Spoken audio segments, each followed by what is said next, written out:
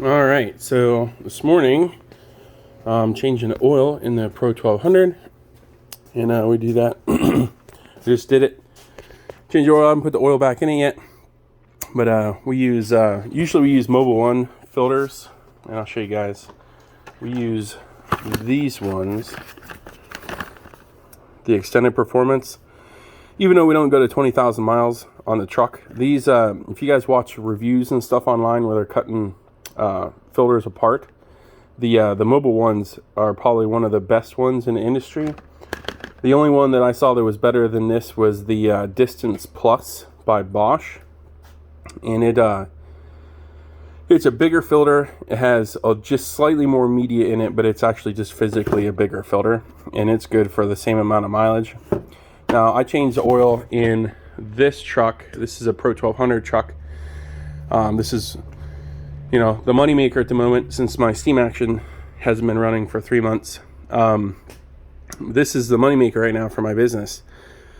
So we got to make sure we change the oil in it. I change the oil in this on average, about every 3 weeks.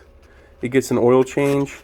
Now, granted, you can't really tell, like that oil is not that dark, but the pan's black, so it makes everything look dark.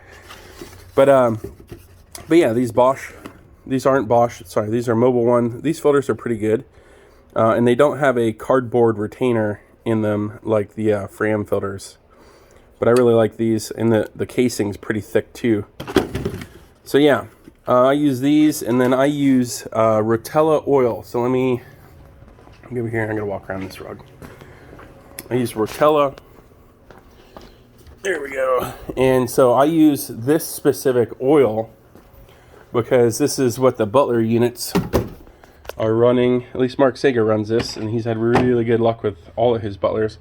But it's 1540, because what happens with the regular oil for the direct drives, the 5W30, now do this at your own risk, obviously, but the 5W30, it tends to vaporize and start varnishing the inside of your engine. Where this is for heavy trucks, and this is made for a high heat, like diesel engines and stuff, because they have much higher compression. This is SA approved for heavy duty trucks and all that fun stuff. But again, make sure you guys read all your stuff. But this truck's had this exact oil in it from about 25,000 miles. And we've got almost 300,000 engine wear miles on this van. So yeah, if you were running a slide-in, I don't recommend changing your oil in your truck. But since this truck sits and gets hot, and the oil gets hot, and it doesn't have an auxiliary oil cooler for the engine oil, that's why we run the heavier duty oil. But yeah, so I'm in the process of filling it back up at the moment, and I'll show you guys what I use. I'm pretty sure it's over here still. So I buy the gallon by like the 2.5 gallon usually, because frankly, it's cheaper when you buy it by the big container. Now I'm looking for my pourer, so let me find that real quick and I'll get back to you. All right, I found it.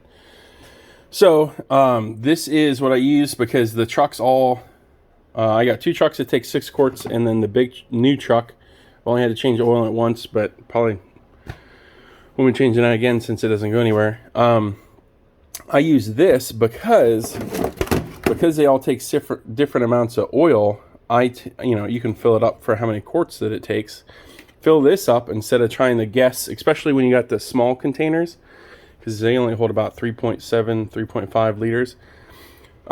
You can fill this right up to what you want, pour it all in, and then you have the exact amount in your engine instead of guessing, because I don't know how accurate the measurements are on the side of the, for telling you how much is there. I don't know how accurate these are, but nonetheless, it takes the guesswork out of things.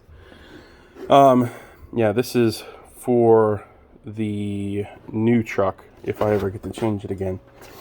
But like I said, I'm usually buying the 2.5 gallon monsters. Now this engine oil here, this is actually used, and I'll be taking that back for recycling today. But yeah, so let me fill this up, and wrap it up.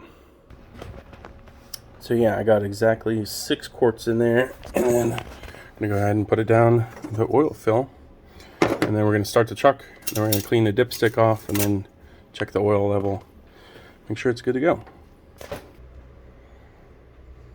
Pretty simple. Just filling her up, and then we'll check it.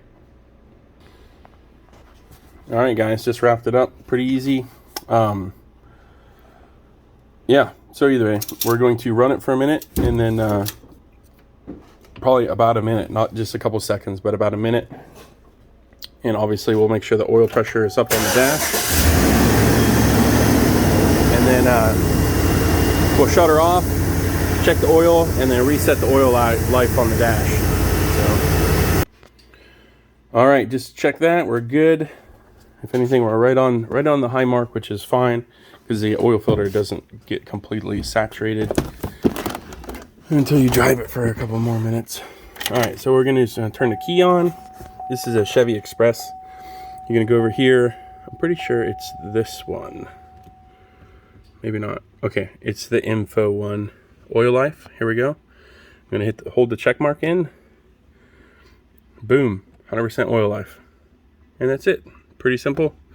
And then we just go back. We usually leave it on fuel range and go from there. So I hope this helped any of you guys that are running direct drive units. And if you guys have any questions, feel free to message me.